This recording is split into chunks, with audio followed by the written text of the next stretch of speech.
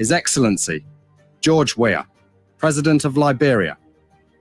Our board noted that His Excellency's victory as the African Political Leader of the Year 2023 is a testament to his contributions to promoting peace, African culture and development, youth and sports development, and advancing Africa's agenda globally. It is also a recognition of his critical role in the infrastructural and socio-economic development of his country as well as his people-friendly policies.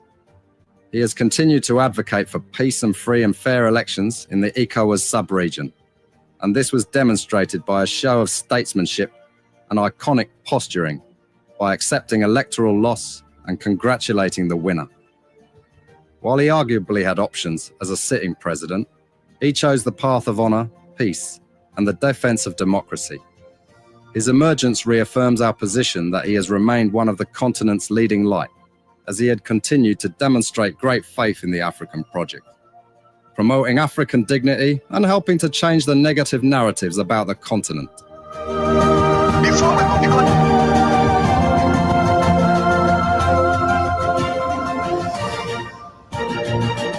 Journalists today, we are citizens. If there is no way that our country is safe, we cannot practice in our respective professions. When we are at war, pastors will not be respected to go to church to preach. When we are at war, medical doctors will not be able to go to hospitals except on a coercion or sanitary condition.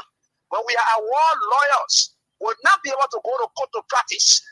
That's why when you see these things happening, whether you are a lawyer, whether you are working a profession, you got to step down and protect your country, so that that country will provide an avenue for you to be the kind of person that you want to be. And that's where we are now. What happened on yesterday was wrong. It's still wrong. And no matter what it is wrong. We are seeing things happening in this country, and people are now seeing it as being right because the Asa is there. And these are things that we got to be stand up. To be a patriot, you have to stand first on the side of the law, because the politicians will go away. The regime will pass away, but your country will stay. The law will stay. Your patriotism vow will continue to stay on. And these are things that we got to stand up for. It doesn't matter how people feel, what kind of side you want to be on. We just got to speak to the truth, and that is very much important. I see in the next few months a noisy country, a very noisy country, rowdy country, a heavily divided country, a very tough economy, a sense of elitism by those who are coming at the hem of authority. The coming in of the Unity Party is going to multiply the economic woes, the economic conundrum, the economic quagmire, the suffering of the Liberian people is going to multiply. We are not prophets of doom, but the reality will come. The judge ascribed unto himself an authority that he doesn't have. When specific provisions of the Constitution are raised as subject matter of discussion in the trial, a court of limited jurisdiction, specifically a trial court, doesn't have the authority to interpret the Constitution. That authority is ascribed to the full bench of the Honorable Supreme Court. So today, the judge had indeed agreed that the former officials of government are immune from any criminal prosecution or judicial inquiry for acts committed or acts carried out while serving as members and statutory members of the National Security Council and principal advisors and agents of the presidency.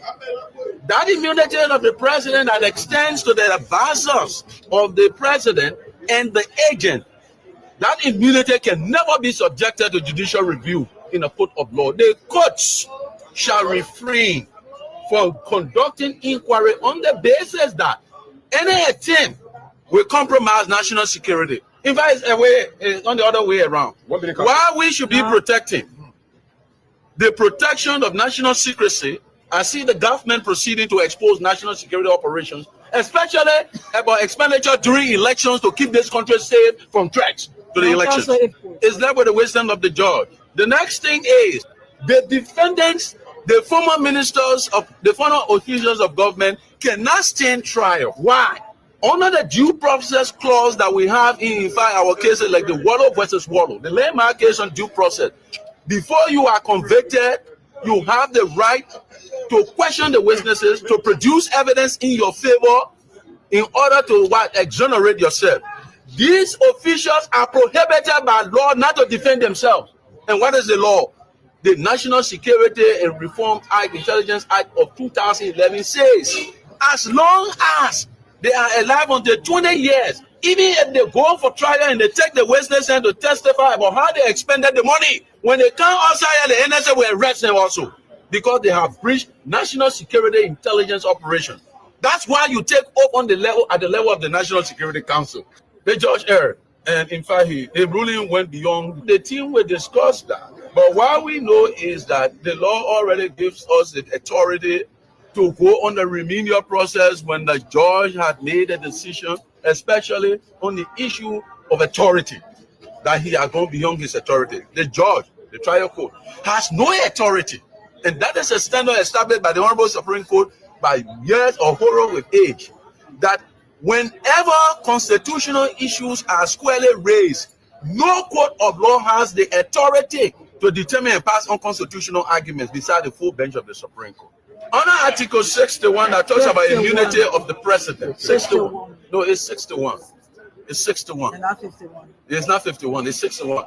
Under Article 61 of the Constitution, the president is immune from all prosecution. The only time the president is not immune from prosecution, it must be certified by condition precedent. What are those conditions precedent? The condition precedents are the president must first be impeached and removed. Any leader in this country who has never been impeached and removed, every act or acts that he conducted or carried out or he assigned to his agents while serving as president, that extension of immunity covers them, and you cannot question those agents.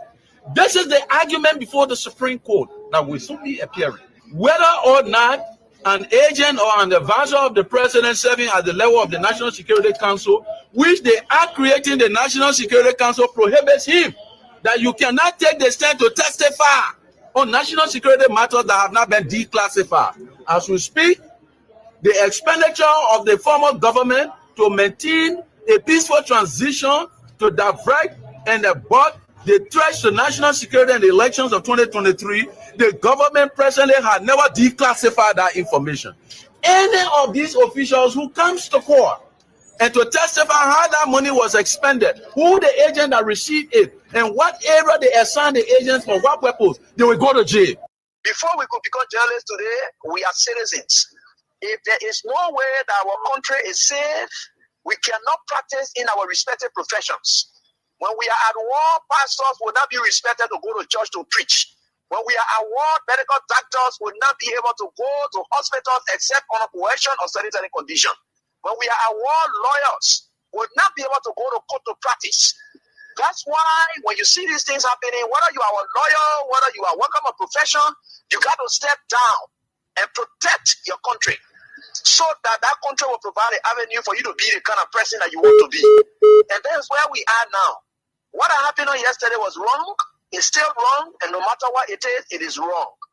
We are seeing things happening in this country, and people are now seeing it as being right because the Asa is there. And these are things that we got to be stand up. To be a patriot, you have to stand first on the side of the law, because the politicians will go away. The regime will pass away, but your country will stay. The law will stay. Your patriotism vow will continue to stay on. And these are things that we got to stand up for. It doesn't matter how people feel, what kind of side you want to be on. We just got to speak to the truth, and that is very much important.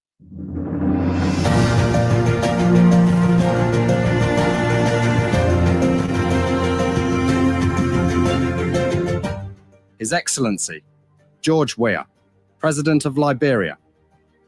Our board noted that His Excellency's victory as the African Political Leader of the Year 2023 is a testament to his contributions to promoting peace, African culture and development, youth and sports development, and advancing Africa's agenda globally. It is also a recognition of his critical role in the infrastructural and socio-economic development of his country, as well as his people-friendly policies. He has continued to advocate for peace and free and fair elections in the ECOWAS sub-region, and this was demonstrated by a show of statesmanship and iconic posturing by accepting electoral loss and congratulating the winner. While he arguably had options as a sitting president, he chose the path of honor, peace, and the defense of democracy. His emergence reaffirms our position that he has remained one of the continent's leading light, as he had continued to demonstrate great faith in the African project, promoting African dignity and helping to change the negative narratives about the continent.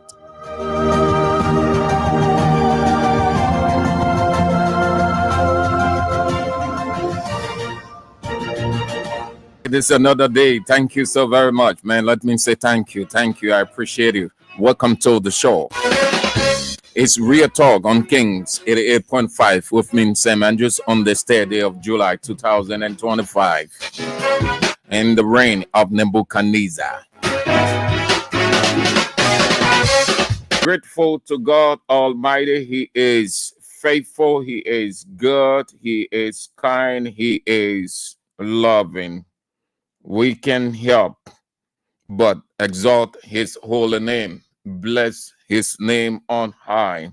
The God who keeps watch over us day and night, who provides for us, who presence goes with us everywhere in spite of our imperfections, sins, iniquities, and transgression.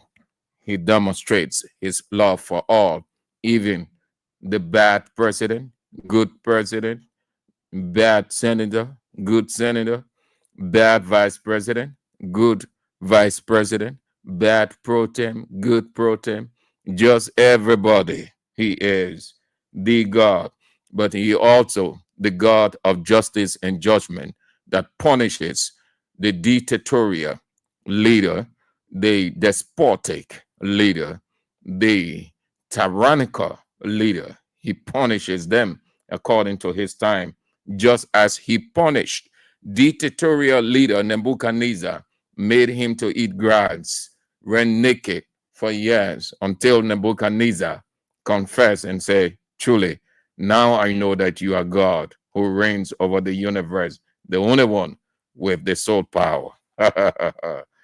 Great people, good to have you on again. Great day in our country, Liberia. It's a sunny day, though raining, the rain season, but it is a Sunday. So we are excited to have God's sun hovering us in this economy, this reign of Judo Christopher. Great people. So we're giving out some cash. It's 10,000 and 15,000. You 10,000 and 5,000. That's 15,000. You don't want to miss it, please. Yeah, get it. 10,000 and 5,000. Put all together 15,000. Good amount you can use. Play with 200 Liberian dollars only, or $1.50, and then that's it. 15K.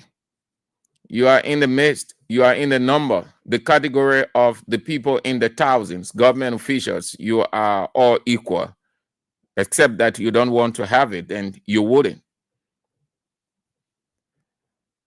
Samuel Kofi Woods Jr.,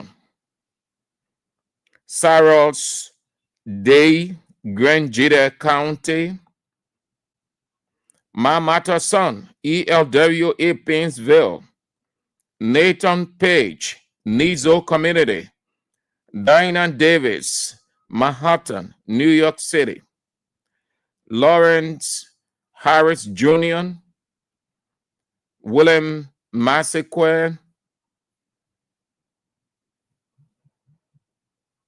Mark Yan Ben, Dupont Row, Jackson C. Pony, Iron Factory Block C Community, member of Block 13 Intellectual Center, and the chairman of that center, the everlasting chairman, chairman for life, down to F, common citizen chairman, Romancio Latupan, Kenneball Forshot. Good to have you on the show. Elizabeth A. Thomas, Waterside, Samokai, Bawa, District 7, Achitape, Dallas, Texas, Henry Tito Jr., Caldwell, Simeon Taklan, Johnson, Lower Johnsonville. And the names just running down. The protocol is long. Good people. Okay, weekend. Time is of the essence. We've already gone into time. Joanna Momolu, you are there from your business center, Galley Street. Is that Galley Street? Yes, Joanna Momolu. Patience Wisner, Lynch Street.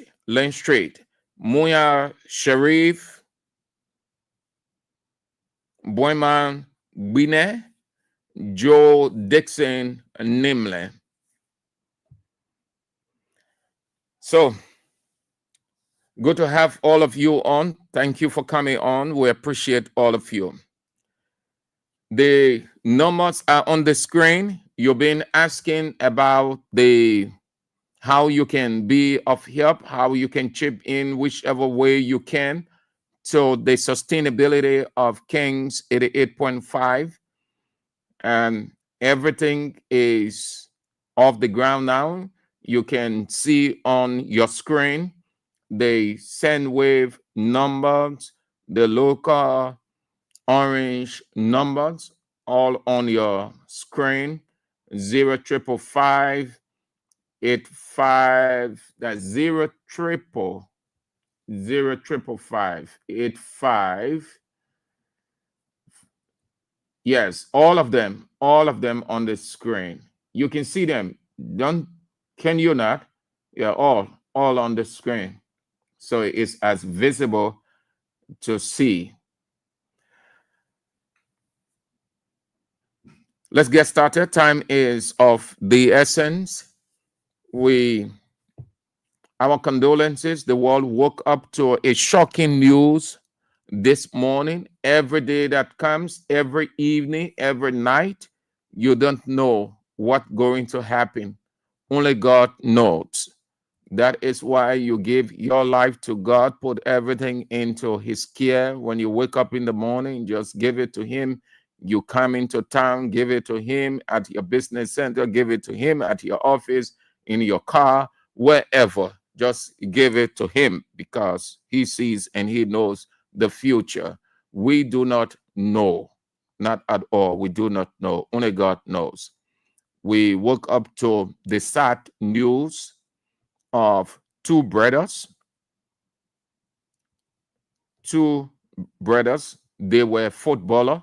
Those of you who follow football, you may have an understanding of them. If you have not been following football games, then you wouldn't know.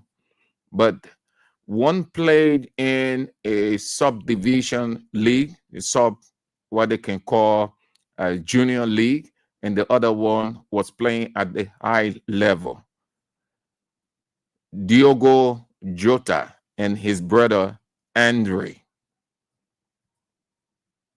they died in a car accident, a car crash, very deadly, in Spain.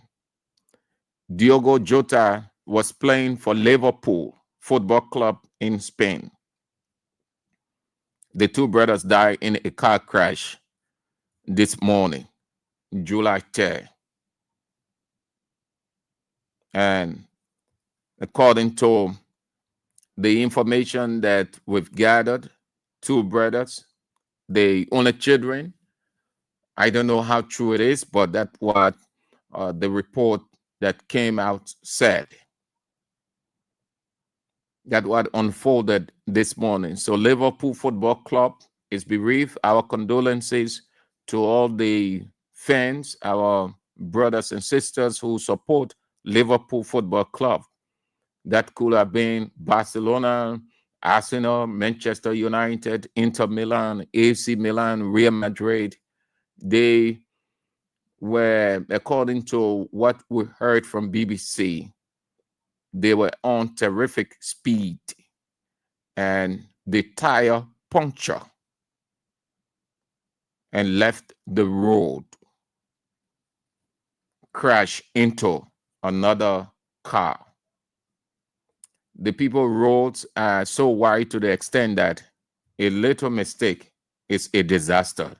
It's not like the village road that we have here. That's what unfolded this morning. The football world is bereaved. Two biological brothers died the same time, same moment, same place. I don't know which one of them was the older brother, but the one who played for Liverpool, Diogo Jota, had just gotten married about 3 weeks ago. And then that's it. He leaves behind 3 children and his wife. Terrible situation for the woman. How is she going to explain such tragic situation to those 3 children? But that's it. Such is it. That's prophecy fulfilled. Say it is appointed unto men once to die, but you don't want to die. Nobody wants to die, but nobody can postpone death. Nobody can prevent death. And nobody knows how it's going to happen. Nobody knows how his or her death or end going to occur. Only God knows. Only God. Those 2 brothers did not know they were going to die. Had they known they were going to die, okay, Philip, Katie said Diogo was the elder brother. If they knew they were going to die, they wouldn't have set sail. They wouldn't have taken on that journey. They would have stayed. But they did not know. Sad day. Yeah, very terrible for the football world. Thank you, Philip. Philip said Diogo Jota was the elder brother. Jota was 28 and his brother Silva 26. All of them in their prime. Such is it. Okay. Let's go to the second pointer. You are aware of the suspension of USA program by the United States government, the Trump administration. They gave their reasons for the suspension. The US government didn't say it was permanent, but temporary, to look at it carefully and do some modifications. They have not done about 90 to 95%, and they've came out with a position statement, which means USA will not be as it was years back. USA, according to what I'm about to explain to you, is restructured, modified, and it has within it short term. What that means is they wouldn't be supporting a country for 10 years, 20 years, 50 years. They just pumping in money, just how it was with a number of countries. And Liberia, amongst those countries, was relaxed. And people saw that as opportunity to get more money onto themselves because there wasn't much of accountability. The money was just being pumped, and then people took advantage of it. Marco Rubio is the Secretary of State of the United States government. He gave a position statement on USA, and I thought to share a few of his pointers with you. And if you are, I want you to listen carefully, please, because what he said, analyzing that critically, you soon realize that the meeting that our president, along with 3 other presidents, have been invited to, factor in this. Those of you who are excited and congratulating so soon, when there is nothing to congratulate for, you have to be careful. When a meeting is called, it is not about congratulations. It is the only country that I see people do that. A president is invited to a meeting, and then the fanatics or the supporters all over the place. Congratulations, congratulations, big win. You don't know the content. The content is not properly explained until you are there. Boakai will be going there.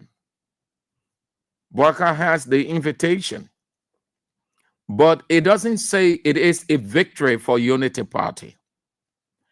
It doesn't say that it's going to be because Boakai has done X, Y, Z, so the American government is satisfied with Boakai.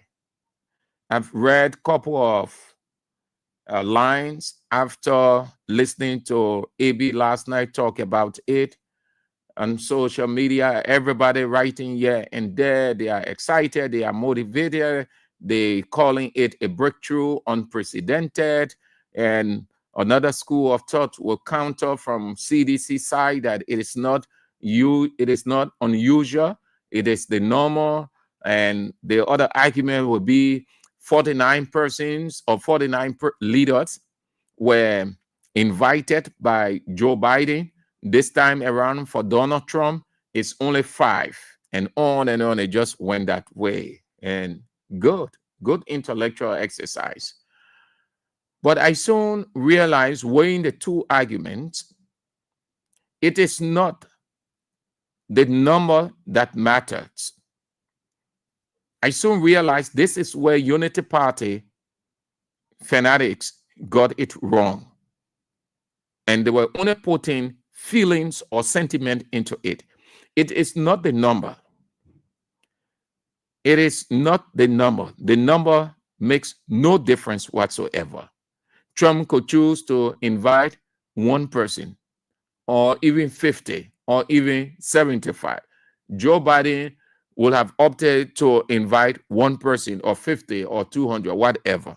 The number doesn't matter. What matters is the content. Till now, nobody knows how it's going to be. But the people here are excited. The 3 other presidents, their citizens aren't excited. Why they aren't? Because they know it is the normal. They are concerned about the outcome. So they are waiting. What will it be like? What the meeting with Trump will be like? That outcome of the meeting, however it is, then they go about rejoicing. Because our culture is so immature, lacking enlightenment, we get so motivated and excited and move with congratulations before the meeting can even take place. What if the people come out and say, sorry, though we invited XYZ, but the president of Liberia has been canceled because of XYZ? You will be ashamed of your own congratulations. You wait and hear what the outcome will be. Based on that, then you can move with congratulations of gratitude. What has Boakai won that you congratulate in him? So I want you to listen carefully. And my BBC people really help. I think they explain that real good. If some of you listen to BBC this morning, you wouldn't be excited. The number does not matter. No. I want to believe that they are calling those 4 guys based on purpose. So here at some of the lines, I pick up from the Secretary General or the Secretary of State of the United States, Marco Rubio. 1, He said, they are now prioritizing trade over aid. Aid means assistance. Trade means we do business together. I give you, you give me, nothing free. That's what he said. These are his pointers, some of the pointers. Marco Rubio on USA restructure. They are now prioritizing trade over aid, opportunity over dependency, investment over assistance. Did you get that? I am sharing this with you so you will know that the 4 guys they are inviting, it is not because they have good governance in the country or they having reburials all over the place and they erecting mausoleum. They are not inviting them on those things. The content is not new yet. What we are doing is we're only trying to preempt, which means to guess ahead. And our guess may not be the same as what the people have. So, like the people who always say, oh, in election, they can say, wait for the National Elections Commission that have the sole authority. So we can say, wait for Donald Trump, who has. But you can sense that they will be factored in some of these things that I'm sharing with you from Marco Rubio. They are now prioritizing, according to him, trade over aid, opportunity over dependence, investment over assistance. Did you get that line? He said Americans should not pay taxes to fund failed governments in faraway lands. Americans should not take their money, called taxpayers' money, and send it to countries far away, governments that have failed. They can do nothing for their people. They can show nothing of good governance. They can show nothing of rule of law. They can show no democratic tenets whatsoever. By their estimation or standard, that is a failed government. The taxpayers' money would not go into such country or countries. Americans should not pay taxes to fund failed governments in faraway land. He said, moving forward, meaning as we speak now, that's what that expression means. Moving forward, our assistance will be targeted and time limited. Our assistance will be targeted and time limited. What that means is they will have specific area or country or place that they will focus on, depending on the situation and what they will request of the government of that country. Then he said it will be time limited. Time limited. What that means is whatever they're doing in that country at a specific place, it will not be on and on. It will have a specific time. Once that period, say if it is 1 month, that 1 month, after that 1 month is off. So it means if they're doing anything in Liberia, the government will have to take advantage of it and make the most of it. And at the close of the period, that program would not exist again. They're going to another place. Moving forward, our assistance will be targeted and time limited.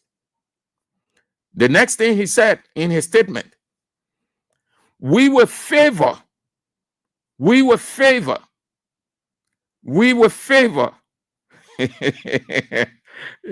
and Douglas,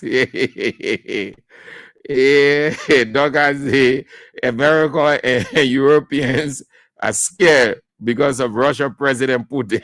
That's why they try to I know that what I'm talking about the African side, so you can look at it from the European side, Douglas. Moving forward, our assistance will be targeted and time limited. We will favor those countries. We will favor those countries that have demonstrated,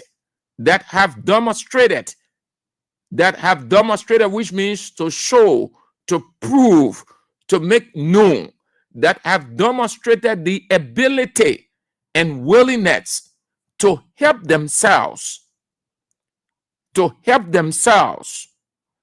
and will target our resources to areas where they can have multiplier effect. Listen again, please get it. Stick this in your head if you are a Liberian. You'll be excited. I'm not saying these are the things they're going to put in from Bwaka and his people. No, I only said sitting down, got the statement, analyze it, went over and over, and hearing one or two things. It means that they might be, some of these things might be on the table. Aha.